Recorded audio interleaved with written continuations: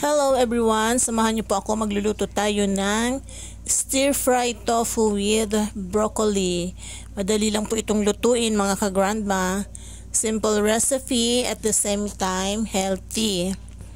Para po ito sa aking asawa. Ito po ang kanyang ulam. Anyway, umpisahan po natin ang pagluluto. So, nagpainit na po ako ng kawali and then nilagyan na po natin ng mantika. Ipiprito muna natin yung tofu. And hanggang sa mag-golden brown po both sides. And kapag po golden brown na siya, pwede na po nating hanguin. So, this time po, hanguin na po natin ang tofu. Dahil golden brown na po siya. And the same pan, hindi na po ako nagpalit ng kawali.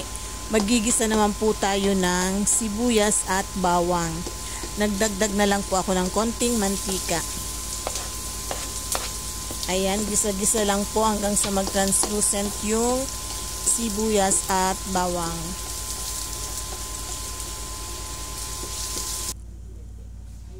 Ngayon, ibalik po natin yung tokwa na ating pinirito.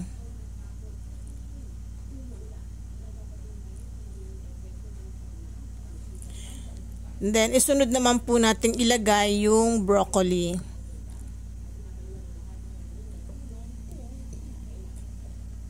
Hindi ko na po bilinanch yung broccoli, diretso na lang po sa paggisa. Haluin lang po natin ng maigi.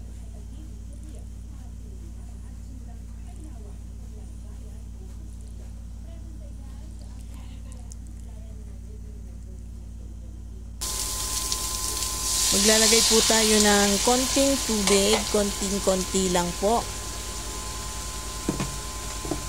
And then, maglalagay po tayo ng salt and pepper to taste.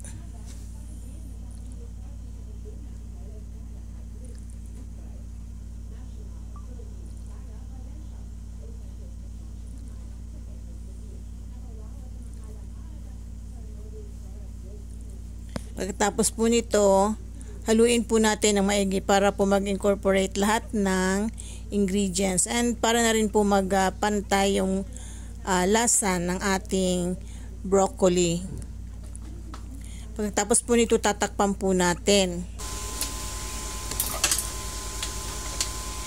Hayaan natin maluto ng ilang minuto yung ating broccoli.